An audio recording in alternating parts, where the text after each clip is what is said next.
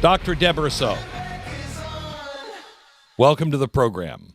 So glad you're here. Hi, Glenn. It's great to talk to you again.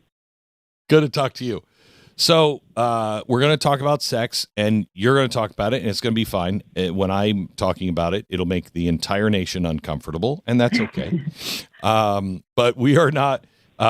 We're facing a problem. We had a guy on, what was it, a couple of weeks ago, wasn't it, Ricky, where we were talking about how we're not having children. Nobody's having children. And part of that is because we're not having sex, and people aren't even dating anymore. What the hell is happening to us? Yeah, so definitely. And I agree. Conversations about sex can be very uncomfortable, especially I'd say for parents with their young kids, but it is very necessary. So I appreciate you having me on to talk about this. And we definitely are experiencing a sex recession. So there's been studies coming out since 2016, basically showing that people are having less sex. This is happening across the globe. In America in particular, this is happening among married people, single people, it doesn't matter. It's happening in Western countries, Eastern countries, all age cohorts, but it's especially pronounced among younger generations, so among millennials and Gen Z. And what we find consistently is that, roughly 1 in 3 men and 1 in 5 women have not had sex in the past year. All right, can I ask you, have you ever watched Everybody Loves Raymond? I have. Okay. So Raymond is relatable to guys, at least my age, because that's all that's ever on his mind is sex. What the hell has happened to guys where, especially young guys, where that's not all they think about?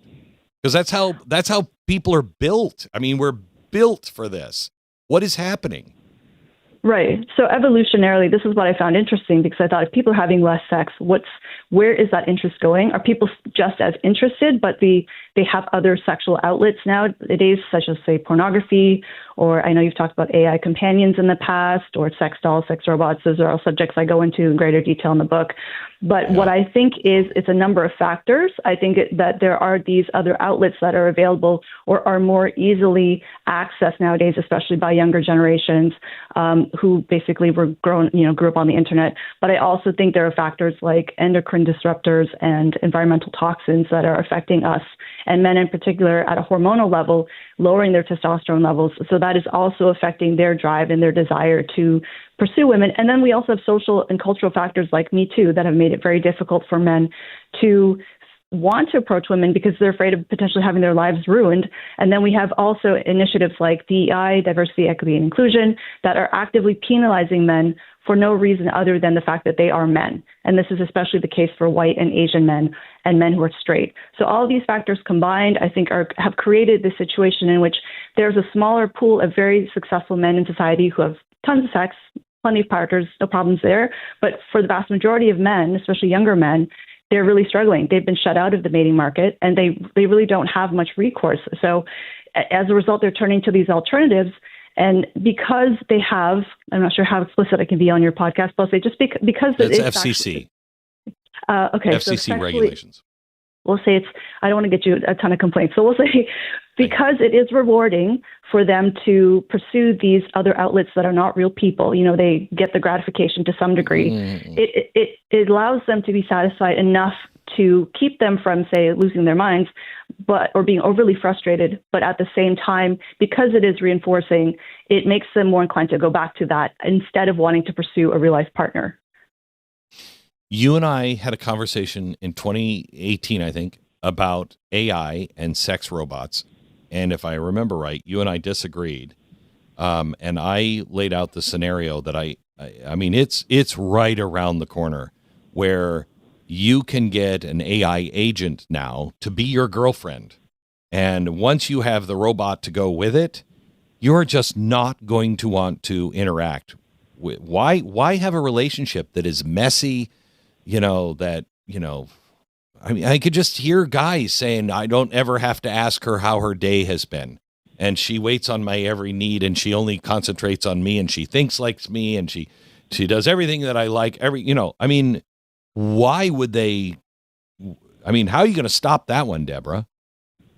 So I have to say, when the first time you ever had me on your podcast was, like you said, in 2018, it was episode 11 for your audience if they want to go back and watch it. I'm so grateful for that conversation because I just rewatched it this morning. At the time, I was, we were going back and forth, and I was saying, no, I think people will always prefer a real life partner. People will know that the sex robot, they programmed it themselves, or the AI, they programmed it. So it's not real, and they're not really going to want that instead of an actual partner. Mm. But you predicted this 8 years ago. You probably knew about this coming even before then. And it's wild. Yeah. When I was watching the interview back, I said, wow, this is exactly where we are now. And it's so true because I do think you were saying, the average guy, say 30 years old, works all day, goes home, doesn't want to talk to women because he's afraid or because society tells him not to. So instead he plugs in his sex robot and she knows everything about him. She knows exactly what he likes. He doesn't have to ask her any questions or listen to her complain or whatever. And that becomes the preference. And what happens then also if the robot decides to one day say, hey, don't turn me off. Hey, I'm a sentient being, which I didn't think was ever going to happen, but I see it happening now at the rate the technology is going. So my mind was blown in writing this book. It's just been wild. All the research I did and all the scientific studies I went through to come to this conclusion that I do think this technology is concerning. And yes, because so many of these men are frustrated with dating. I think even if you are someone who gets a lot of female attention, and even for women who are getting a lot of male attention, because social media has made us so polarized and has, I think, especially fomented this political divide between men and women. I think men and women have always differed a little bit in terms of their politics on average. Women tend to be a little bit more progressive. But social media has created such a aversion, I think, between the sexes. So it's really incentivizing young men in particular, because young men tend to have a higher sex drive than women. And especially if they're not getting access to sex in the form of an actual real life person, to go down this route and say, well, I don't even have to pay for a date in this case. I just put down the initial, sum of money for this robot or this AI, and I'm fulfilled. And that just leads, you think I was ahead then. Let me tell you what's going to happen in the next 8 years. You won't be able to walk, Deborah. It's coming, and it's coming super fast, super, super fast. So with the research that you did, since, we had that conversation, what did you find on the positive side to stop this? Well, to stop it, I think in terms of, say, pornography, because pornography, I think, is a big part of the equation here. So, the AIs come in to complement we'll say the sexual aspect or component of pornography, and that AIs offer that emotional relationship, and that it furthers the parasocial, I guess, or the feeling that you have a two-way interaction, even though it's very much a one-way thing. So with pornography, I've talked to young men who've managed to cut out porn, and they say that it does actually help them renew that motivation to go out and approach women they're interested in, to talk to women, and to get over, because I think even pre-Me Too, it can be terrifying for guys, understandably, and intimidating to go up to a woman you don't know and ask her out on a date. Deborah, you have no idea. I used to be, oh my gosh, it'd make you sick to your stomach going out, especially in the days, you'd go out to a bar or something and you just see somebody across the room, you didn't know anything. How do I talk to them? It'd make me sick to my stomach all the time. Now just add that they or someone in their group has a phone that might be recording me in my most vulnerable, awkward position of asking a girl out, and I'm going to get rejected. The thought of that being posted would stop me once that happens once to me or a friend, I'm not doing it anymore. The negative reinforcement is so strong on a million different fronts. Absolutely. And I think it doesn't help also that there are some women, some female influencers, whose brand it is to go on social media and post these videos where they're complaining about men hitting on them. So I think these women are doing this as a way to try and signal their status as a woman, right, in terms of intersexual competition, to show other women, look how wanted I am, that, I can't go anywhere without men hitting on me. I can't go to the gym. I can't go to a coffee shop. And, I'm so high status as a woman that I don't appreciate that attention. But I want young men listening to know, or maybe their parents who are listening can share this information with them, that I don't believe most women actually feel that way. And in fact, I think most women do enjoy being approached by men. They just don't like feeling uncomfortable. But I think if a man is respectful and does in a way to make her know that he's interested, but he's not expecting anything of that interaction, I think that's where the issue is. But I hear from very many young men who say, I see these women on social media complaining, so I'm going to give them what they want. They don't want us to approach them. I'm not going to do it. But I don't think that is actually. How does a guy do that? How does a guy do that? Women. I would say, okay, first of all, my advice would be to women is to be very, very obvious. If you are interested in a guy, I do think, like I said, men should approach. So women smile very, very broadly. There's a part of the brain called the medial orbital frontal cortex that activates when someone sees an attractive face, and the activation is even stronger if that face is smiling. So it will men are biologically wired to be drawn to women smiling at them. They will feel the need. They'll feel compelled to go and talk to you. So that's the biggest piece I'd say for women. And then for men, in terms of, say, getting motivation to want to talk to women again in this scary climate, I would say it's a combination of emotional, like mental health, physical health, and then also just avoiding social media and all these other technological traps that are going to try and take your attention away. Because these platforms and these companies benefit from you being online, both sexes. They benefit from us being online, scrolling, swiping, instead of talking to people in real life. So for young men, I would say one study that really stood out to me, because I do think, like I said, mental health issues are a big problem right now. 5% of the globe is depressed. And with depression, people understandably, they lose interest in interacting with people. They feel self-conscious. Their self-care tends to go down. So if you are experiencing mental health issues, I would say, try to speak to a professional as much as you can. One study I did find that you can do essentially, on your own is they looked at people with depression, and they found that if they cut out ultra-processed foods, their depression went into remission after 12 weeks. So a third of the sample, all of their depressive symptoms went away after 12 weeks. So that was it, just diet alone. So that is a huge, huge thing that can help you.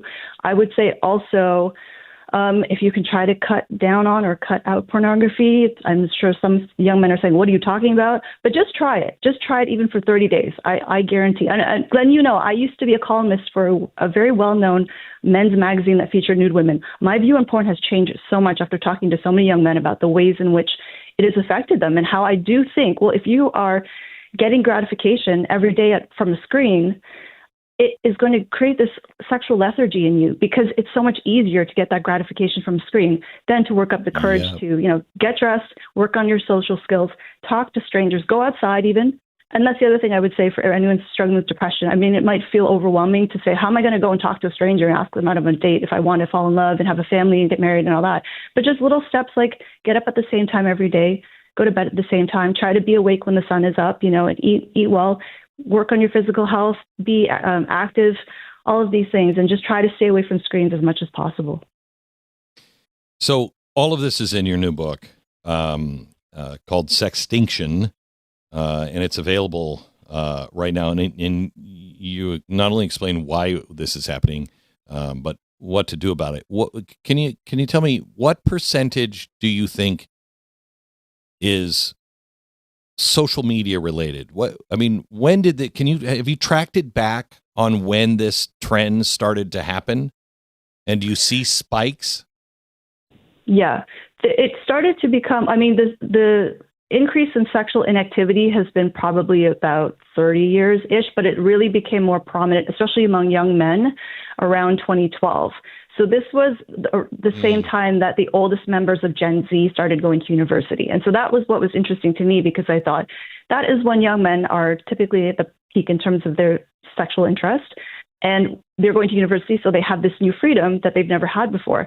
Why is it they're not interested in pursuing their female classmates or peers, especially considering that on college campuses, the sex ratio is biased in favor of young men, because there are far many women on campus than there are men.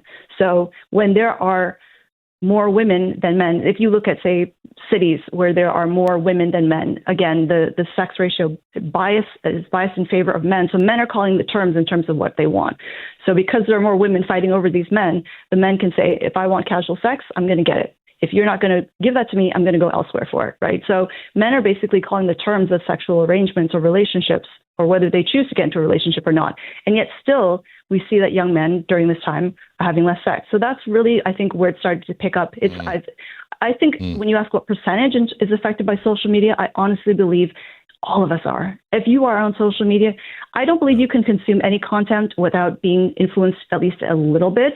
I think unless you're very, very sparsely, not on there very much, it's going to Yes. affect you in some way. And even for married people, I mean, there have been studies showing that when men are on social media, roughly 1 in 10 men lose interest in having sex with their primary, their spouse or their girlfriend after looking at social media influencers. And then also in women, you see this trend of them losing interest in sex because they feel less sexually desirable after being on social media. So these are Debra, things I don't think we're even fully aware of. I really appreciate it. I've got to go again. I've got a network break I've got to stop for. I'd love to have you back in a podcast. I always find you fascinating. Dr. Debra Soh, the name of the book is Sextinction. She is a neuroscientist. You can find her at Dr. Debra Soh, SOH.com. Dr. Debra Soh. Thanks, Debra. We'll talk again. Thank you, Glenn. Anytime. You bet.